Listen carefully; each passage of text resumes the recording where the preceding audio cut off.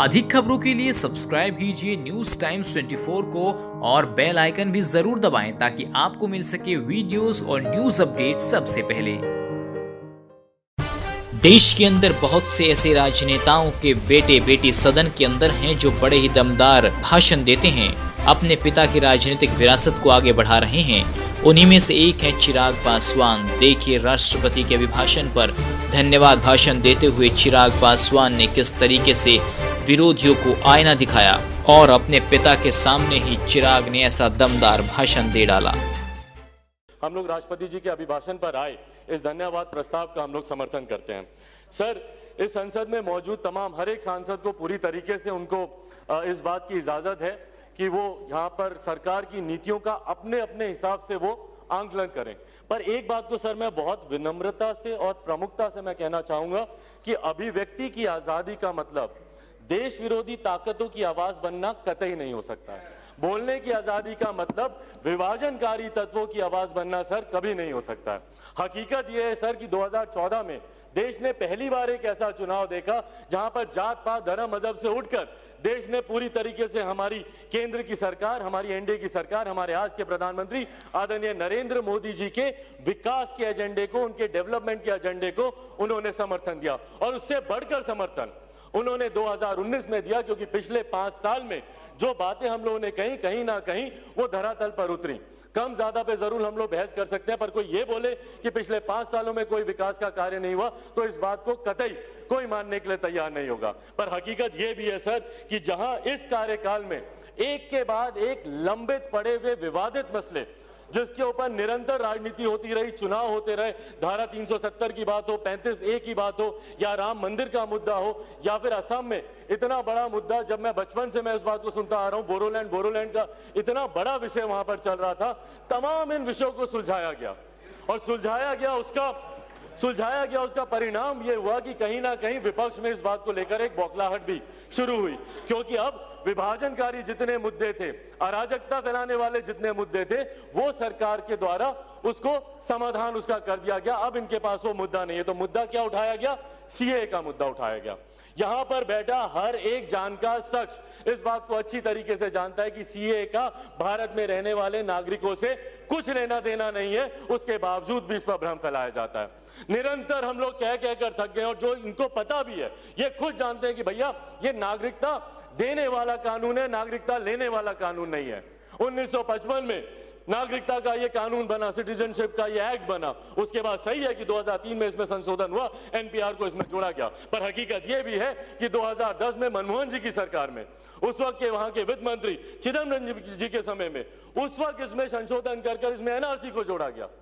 NRC का प्रावधान उस वक्त लाया गया और उसको मैंडेटरी किया गया। तो उस वक्त तो किसी ने आवाज नहीं उठाई, उस वक्त किसी की चिंताएं नहीं जागी। पर अब क्योंकि वापस से तमाम विवादित मुद्दे खत्म हो गए हैं, तो किसी तरीके से विभाजनकारी राजनीति हम लोगों को करनी है, हिंदू मुसलमान में समाज को बांटना है, तो भैया सीए का विरोध करें। क्यों? क्योंकि इसमें मुसलमान नाम नहीं जोड़ा गया। ये 3 ऐसे देशों के माइनॉरिटीज को कानून को नागरिकता देने का ये कानून है, वहां के अल्पसंख्यक समुदाय के लोगों को नागरिकता देने का कानून है। पर उसके बावजूद भारत में रहने वाले अल्पसंख्यक समाज के लोगों को जिस तरीके से इसमें भ्रमित किया जा रहा है, उनको भड़काया जा रहा है। और मासूम है वो, हकीकत है सर, मासूम है वो। उनको आप बात जैसे जाके जो बोल रहे हैं वो उस बहकावे में आ रहे हैं। निरंतर हम लोग हर मंच, और ये कहीं ना कहीं विपक्ष की भी जिम्मेदारी बनती है कि आप देश को आप इस तरीके से जला नहीं सकते हैं। और सर इतिहास देखिएगा, हाथ कंगन को आरसी क्या सर, साल 2 साल 3 साल में पता चल जाएगा कि किसकी नागरिकता छीन ली। पर उस वक्त जब यह बात स्पष्ट होगी कि इस कानून से किसी की नागरिकता नहीं गई, तो उस वक्त इतिहास इन लोगों को और ऐसे राजनीतिक दलों को और ऐसे राजनीतिक नेताओं को कभी माफ नहीं करेगा जिन्होंने देश में आगजनी और अराजकता का माहौल बनाया।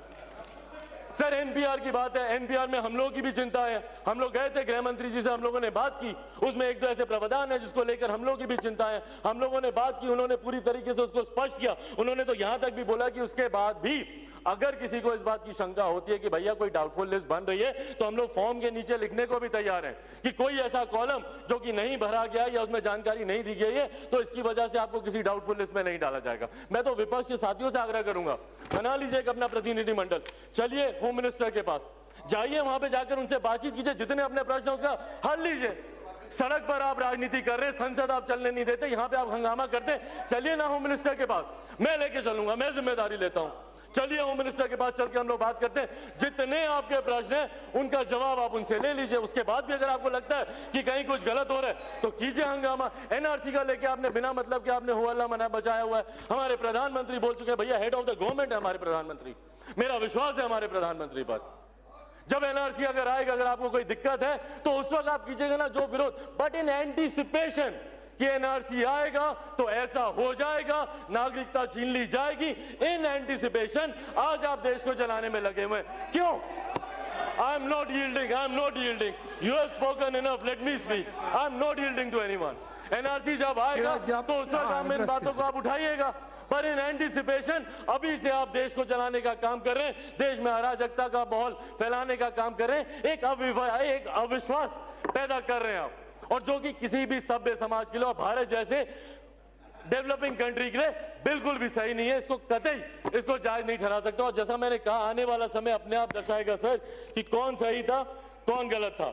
सर इस अभिभाषण में कई तरीके के विकासकारी मुद्दों का जिक्र हुआ, उसको मैं दोबारा दोहराना नहीं चाहूंगा। हकीकत है कि जहां एक तरफ हमारी सरकार ने हर एक क्षेत्र हर एक वर्ग का हमारी सरकार ने ध्यान दिया, जहां एक तरफ घर में हमारी महिलाओं के स्वास्थ्य की चिंता करते हुए उज्ज्वला योजना का जिक्र हुआ, तो सरहद पर हमारे सीमाएं कैसे सुरक्षित रहे उसका भी इसमें जिक्र हुआ। आयुष्मान योजना हो, उज्ज्वला योजना हो, सौभाग्य योजना हो, हर तरीके से जहां देश के इंफ्रास्ट्रक्चर को मजबूत करने की पिछले 5-6 सालों में हम लोगों ने काम किया, तो वहीं अंतरिक्ष के माध्यम से भी कैसे हम लोग देश को सुरक्षित रखें, उस दिशा में भी इस सरकार ने कई महत्वपूर्ण कदम उठाए हैं, कई कार्य किए हैं, जिसका प्रमुखता से जिक्र मेरे तमाम साथी सदस्यों ने किया। मैं वो आंकड़ों में नहीं जाऊंगा, गिनाऊंगा नहीं कि कितने करोड़ उज्ज्वला मिले, कितने घर आवास मिले, कितने करोड़ आवास मिले, वो तमाम आंकड़े जनता के समक्ष है और जनता जानती है। और इसीलिए पिछली बार से बड़ा मैंडेट इस बार हमारी सरकार को मिला।